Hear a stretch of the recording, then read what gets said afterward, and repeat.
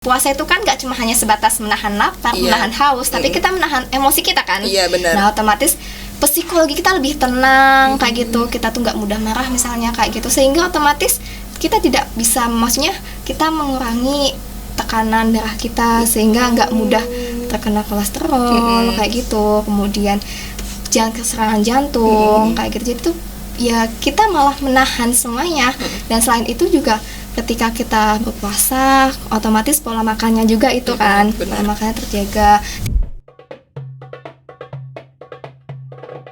Oke, assalamualaikum warahmatullahi wabarakatuh pemirsa. Nah, kembali lagi bersama saya di Religion Podcast. Nah, kali ini kita kedatangan bintang tamu dari dosen Saintek nih. Bisa perkenalan dulu Mbak, selamat datang. Assalamualaikum. Waalaikumsalam. Oke, halo, terima kasih atas kesempatannya ya. Iya, jadi sama-sama. saya sekali lagi, saya sebetulnya bukan dosen ya. Jadi saya tuh masih mahasiswa di sini, masih semester akhir di sini semester 8 dan insya Allah nanti Mei bulan depan itu akan munakosa, doakan saja. Amin, amin, lancar, semoga lancar. Kenalan Mbak, namanya siapa boleh? Oke, sebenarnya kenalkan, nama saya Vika, Vika Rahmani Hidayah, biasa dipanggil Vika. Saya jurusan pendidikan biologi, angkatan 2017. Oh, pendidikan biologi ya. Pendidikan biologi. Nah, ini sesuai dengan tema kita banget hari ini, Ramadan di mata Saintek. Ya. Nah, seperti itu. Nah, jadi kan karena Mbaknya jurusan Saintek gitu ya. Yeah. Nah, kita bisa mengulas tentang bulan puasa di pandangan Saintek tuh seperti apa gitu. Nah, jadi kalau misalnya ya mengapa nih? Mungkin ini lebih kepada kesehatan diri kita sih, karena Mbaknya juga biologi gitu kan. Soalnya kan emang Ramadan itu kan bisa dipandang sesuai dengan perspektif mana aja. Benar gitu. sekali, karena luas banget ya Mbak ya gitu. Nah, jadi saya mau tanya nih Mbak, kalau misalnya seseorang yang mempunyai riwayat MAH, itu kan otomatis nggak boleh telat makan atau pokoknya harus ada asupan. Nah, kalau berpuasa ini kan kita harus menahan lapar dan haus dari pagi sampai sore. Ya, Nah, 14 jam itu lama banget. Nah, iya. Nah, kalau misalnya orang MAH akut atau punya asam lambung yang akut ini boleh nggak sih berpuasa di bulan Ramadan ya? Oh ya, ini juga banyak banget nih pertanyaan kayak gini ya. Teman-temanku juga banyak yang tanya. Aku tuh punya penyakit MAH kayak gini, tapi tuh kalau misalnya puasa itu boleh nggak sih? Nah, sebetulnya tuh boleh ketika memang MAH-nya itu hanya sebatas kenaikan asam lambung gitu kan. Tapi kalau misalnya MAH-nya itu udah akut banget, MAH yang organik, maksudnya sampai ada luka di lambung, kemudian ada pendarahan di lambung, di usus, itu boleh tidak puasa kayak gitu kan. Soalnya kan itu kan menyangkut keselamatan jiwa kayak gitu. Nah, tapi kan kalau misalnya hanya sebatas kenaikan asam lambung, itu malah bahkan dianjurkan buat kesehatan. Soalnya apa? Soalnya ketika berpuasa itu malah pola makannya itu kan terjaga, ya kan? Kemudian dia juga bisa asam lambungnya tuh bisa redam gitu kan. Soalnya kan tubuh kita itu ketika sudah makan itu akan dicernanya itu 8 jam gitu. Nah, makanya kalau misalnya puasa itu kan kita berbuka dengan makan yang bergizi, kemudian sahur juga kayak gitu kan, otomatis itu akan lebih menjaga pola makannya gitu. Bahkan ada loh penelitian itu yang mengatakan kalau misalnya yang berpuasa dan dia tuh mempunyai penyakit MAH, itu 85% itu malah lebih baik penyakit MAH-nya kayak gitu kan, dibandingkan dia itu yang penyakit MAH saja kemudian dia tetap tidak berpuasa kayak gitu. Soalnya memang di kesehatan tubuhnya itu lebih baik gitu. Oh, seperti iya, juga mama saya kan punya MAH gini ya Mbak. Dia kalau misalnya puasa tuh kayak asam lambung nggak ada masalah, tapi kalau misalnya nggak puasa itu kayak kalau kurang makan, maksudnya telat makan tuh kayak ada aja gitu. Mungkin puasa itu malah lebih dianjurkan gitu ya. Oh, jadi secara tidak langsung puasa itu bisa menyembuhkan gitu ya, bukan hanya sekedar puasa aja nih, tapi obat juga gitu ya Mbak ya. Saya kan kalau misalnya kita nggak puasa kan makannya kan banyak ya, kita makan apa aja sepengennya kita kan. Jadi bahkan kalau misalnya makan coklat, makan kayak gitu yang meningkatkan asam lambung kita, malah justru itu yang menyebabkan MAH gitu. Oh iya, benar-benar masuk akal itu ya. Nah, itu menyangkut episode kita sebelumnya masalah kesehatan makanan kayak mood booster gitu. Nah, kalau misalnya dalam berbuka puasa itu apa yang dianjurkan Kak? Kalau misalnya buka puasa nih, kalau tubuh kita itu kan yang paling penting untuk semua sel itu kan glukosa, gula ya. Jadi memang ketika kita sudah melakukan puasa, seharian itu kan nggak makan, nggak minum, tubuh tidak mendapatkan nutrisi sama sekali. Sehingga yang dibutuhkan ketika kita buka puasa ya apa? Ya makanan yang manis-manis itu. Makanya kan Rasulullah juga menganjurkan untuk buka puasa yang manis-manis kan, kurma, buah kayak gitu. Soalnya untuk apa? Untuk memenuhi kebutuhan nutrisi kita di dalam tubuh kayak gitu. Jadi ya meskipun kayak misalnya anak kos kebanyakan ya kayak gitu ya, makannya ya udah makan, yang penting kenyang, yang penting gitu. Ada makanan, yang penting buka gitu. Nah itu, tapi sebetulnya sebaiknya sebelum makan yang lain ya kita yang manis-manis dulu gitu. Seperti itu. Iya. Nah ini lanjutin Kak, manfaat puasa di bulan Ramadan bagi kesehatan. Nah ini puasa juga banyak banget nih ternyata manfaatnya ya. Sudah diteliti banyak oleh aktivis-aktivis gitu kan, akademisi. Nah jadi memang di puasa kayak gitu ya, kita puasa, tubuh kita itu kayak misal nih, puasa itu kan gak cuma hanya sebatas menahan lapar, menahan haus, tapi kita menahan emosi kita kan. Iya benar. Nah otomatis psikologi kita lebih tenang kayak gitu, kita tuh gak mudah marah misalnya kayak gitu, sehingga otomatis kita tidak bisa, maksudnya kita mengurangi tekanan darah kita sehingga nggak mudah terkena kolesterol kayak gitu, kemudian serangan jantung kayak gitu. Jadi tuh ya kita malah menahan semuanya. Dan selain itu juga ketika kita berpuasa otomatis pola makannya juga itu kan, pola makannya terjaga, tidak makan sembarangan yang kita mau makan ini makan itu gitu kan kalau misalnya kita nggak puasa. Tapi ketika kita puasa otomatis pola makannya itu bisa terjaga. Kita buka kemudian kita sahur juga, ya itu kan diperhatikan banget. Soalnya kan sahur itu kan bukan hanya sebatas untuk kita lebih kuat gitu kan, lebih kuat untuk menjalankan aktivitas, tapi kita supaya lebih bisa tubuhnya tuh lebih fit lagi kayak gitu. Jadi memang kesehatan, untuk manfaat kesehatan tuh banyak banget. Berarti bukan sekedar kesehatan jiwa, tapi kesehatan mental termasuk karena kita menahan emosi gitu ya, benar. Nah seperti itu. Jadi kalau misalnya puasa-puasa nih emang harus dianjurkan menahan sabar lebih banyak. Iya. Kayak gitu sih. Ya buat apa kalau saya kita puasa tapi kita tetap marah-marah kayak gitu. Tapi kalau saya cuma puasa buang-buang waktu. Iya, tapi kalau saya puasa tetap marah-marah ya. Gitu. Iya, ya mohon maaf ya. Ya enggak juga sih gitu. Nah, ini lanjut Kak. Makanan-makanan yang cocok untuk buka atau sahur agar kebutuhan gizi itu tetap terpenuhi selain yang manis-manis. Oh ya, selain manis pastinya ketika kita mau makan tuh harus apa? Gizinya seimbang.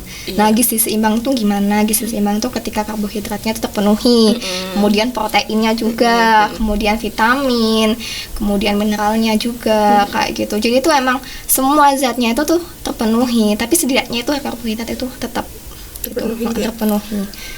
Ini nyambung juga sama episode kita sebelumnya ngebahas mood booster juga ya Kak. Kita juga ngebahasnya itu makanan, jangan jauh-jauh dari makanan gitu. Nah, emang pengaruh banget ya Kak antara makanan terus ke puasa, terus ke mood booster ke mood kita. Iya gitu. Soalnya kan gini loh, kalau misalnya kita makan apa aja gitu kan, kayak makan coklat, tapi kita kalau misalnya udah perut kosong, kemudian tiba-tiba kita makan coklat kayak gitu kan, apalagi misalnya nih yang cowok-cowok nih suka makan kopi, suka minum kopi, kemudian kopi kayak gitu kan.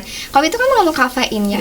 Nah, kafein itu malah justru ketika kita sudah kosong, kondisi lambung kita kosong, kemudian kita minumnya kopi ataupun teh yang mengandung kafein yang banyak kayak gitu, malah akan meningkatkan asam lambung kita. Jadi itu agak kembung gitu loh.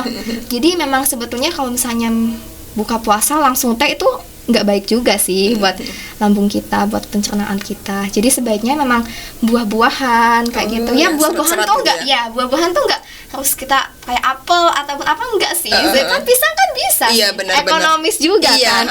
Jadi nggak usah buah-buahan itu buat yang kaya kayak gitu. Pisang kan juga bisa kiloan kan nggak apa-apa. Benar juga sih. Papaya papaya juga kan bisa, melon gitu lah. Terus kalau misalnya masalah penyakit lambung nih ya Kak, ada nggak sih makan-makan yang harus dihindari khususnya pas bulan puasa? Misalnya kayak jangan minum ini dulu kan kamu ada ini gitu. Oh iya, kalau kayak gitu tuh memang kita bukanya kalau yang punya penyakit lambung kayak gitu ya memang lebih berhati-hati. Soalnya kan udah kosong, kemudian kalau misalnya pas buka jangan langsung sembarangan kayak tadi kopi, teh kayak gitu. Kemudian kayak makan makanan yang punya lemak yang tinggi kayak gitu. Jadi emang lebih dijaga aja pola makannya. Harus sadar diri gitu ya. Sadar diri yang punya penyakit lambung. Udah tahu punya penyakit lambung ya gitu kan. Masih aja seenaknya. Nah, sadar diri. Nah, punya penyakit lambung nyusahin orang gitu ya. Iya benar juga sih. Nah, terus nih Kak, masalah perempuan ya. Mengapa yang sedang haid atau yang berhalangan ini tidak dianjurkan berpuasa? Nah. Kalau dalam sains itu gimana ya? Kalau Islam kan emang udah pasti ya. Iya, nggak boleh ya. Kalau dalam sains itu kenapa? Ada alasan apa gitu? Iya, memang kalau misalnya kita wanita ya, perempuan itu kan head kan. Nah, head itu kan pasti mengeluarkan apa? Darah. Nah, gitu ya. udah pasti. Tit, Nah, tit, gitu ya. gitu kan. Nah, itu kan juga di dalam situ kan mengandung zat besi yang banyak. Otomatis kita itu apa ya?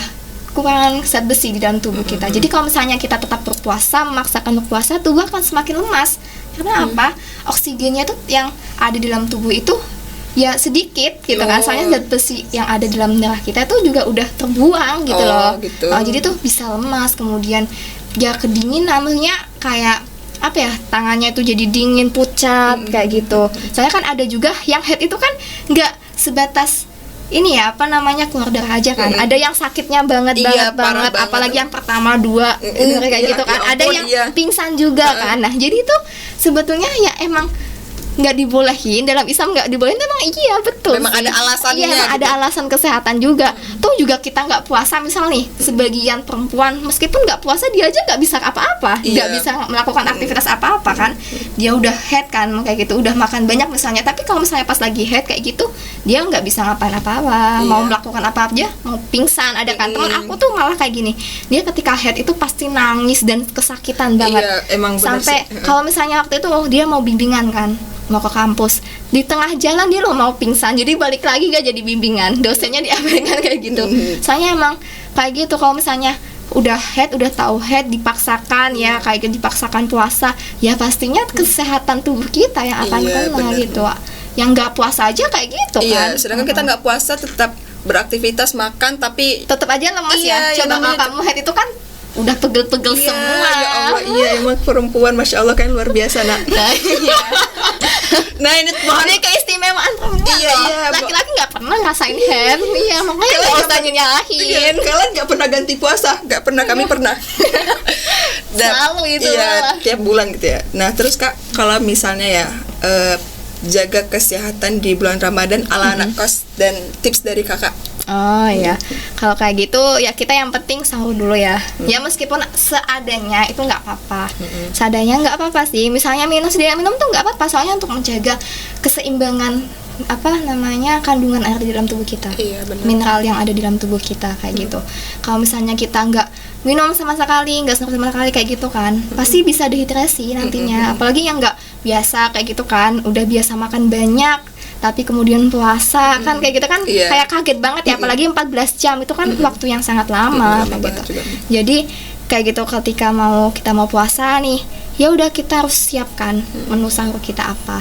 Ya meskipun sedikit kita punya roti kah atau apa kayak gitu, nggak apa-apa kayak gitu. Kemudian ketika buka puasa ya kos ya, namanya kos kadang kan kalau misalnya kadang takjil keliling kayak gitu kan, takjil gratis gitu. Ya ke masjid-masjid kayak gitu kan. Ya nggak apa sih, yang penting tuh tubuh itu mendapatkan suplai makanan kayak gitu. Soalnya kan kita sudah tidak makan, tidak minum seharian penuh ya 14 jam. Otomatis tubuh itu kan membutuhkan asupan nutrisi, sehingga memang dibutuhkan banget kita yang makan, meskipun makannya apa adanya kayak gitu kan, hanya sebatas makan nasi kucingan kah atau ramesan lah, ya itu setidaknya makan, meskipun hanya kita nggak ideal banget ya kalau misalnya di dalam ilmiah kan, ya udah makanya yang ideal kayak gitu kan, gizi seimbang kayak gitu kan, ya vitaminnya ada, proteinnya ada, tapi nggak apa-apa sih menurutku. Yang penting kan itu kan juga mindset kita juga ya. Iya benar. Kalau misalnya aku nggak bisa makan nasi, nggak bisa makan ikan, nanti alergi kayak gitu kan juga mempengaruhi tubuh juga. Iya benar. Kalau terlalu dipaksain malah nggak bagus juga ya kan.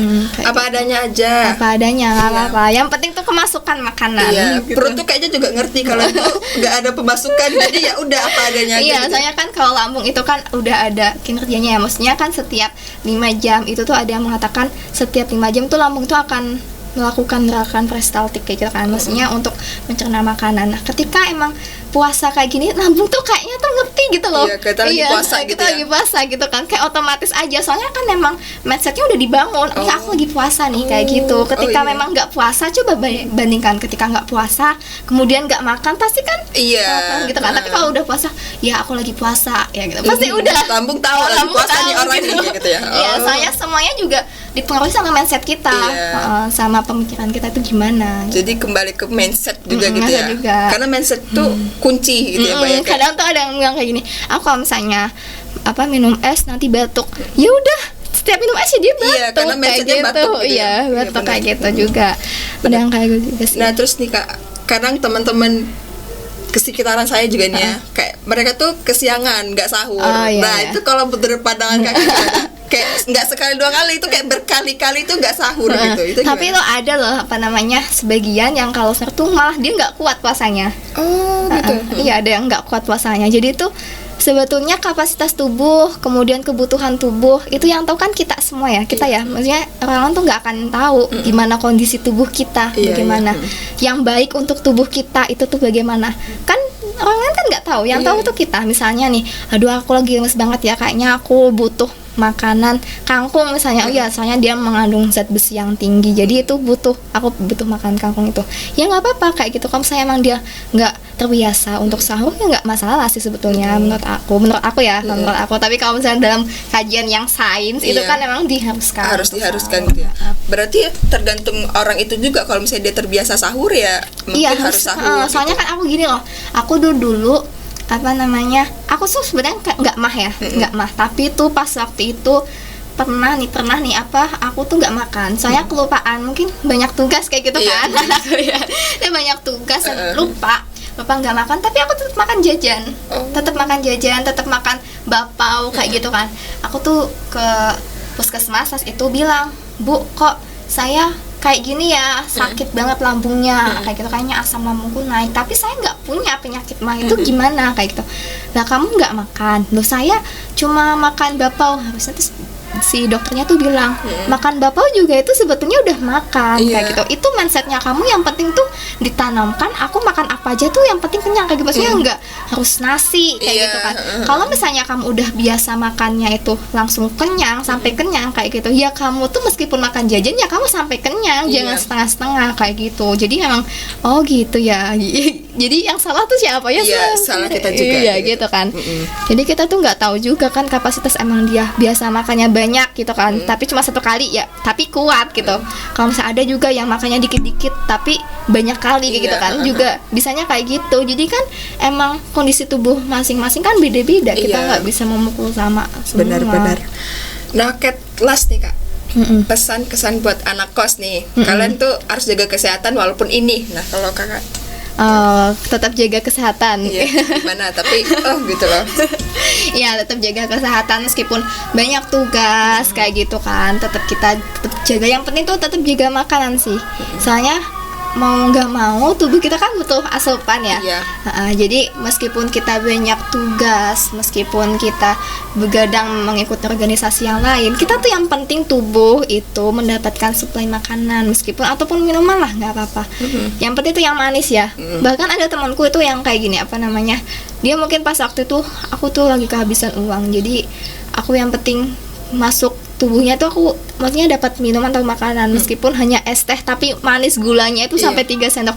Ya Allah, tapi itu dia sehat, tetap Iya. sehat gitu kan. Yang penting kita tetap tetap memasukkan makanan atau minuman di dalam tubuh kita, soalnya tubuh kita juga mau bagaimanapun Iya. membutuhkan nutrisi gitu. Dijaga Jadi tetap lagi. jaga kesehatan. Apalagi teman-teman yang Meskipun kerja. ngekos ya, meskipun banyak kegiatan, meskipun banyak aktivitas, tetap kesehatan itu nomor satu. Soalnya Investasi. ya investasi yang paling parah itu tuh tubuh kita. Iya. Kalau misalnya kita nggak sehat, kita pasti nggak bisa melakukan aktivitas Iya, apa benar. aja. Apalagi kalau misalnya masih muda udah sakit kayak gitu kan, gimana nanti tuanya kan? benar. Bagaimana kita melakukan aktivitas yang lain juga gitu. Makanya Sehat itu kesehatan mahal itu ya. mahal dan Iya. penting banget buat kita. Kesehatan itu mahal, benar-benar. Dan nggak cuma sebatas kesehatan tubuh loh, Iya. kesehatan mental juga penting banget. Jangan stres-stres. Oh iya. Benar sekali. Oke, terima kasih Mbak Vika. Ya, terima kasih banyak sudah mampir di ruangan kita ini. Iya, iya. Semoga bermanfaat juga buat teman-teman yang nonton ini. Jangan lupa saksikan report minggu depan di episode selanjutnya. Terima kasih. Assalamualaikum warahmatullahi wabarakatuh. Waalaikumsalam.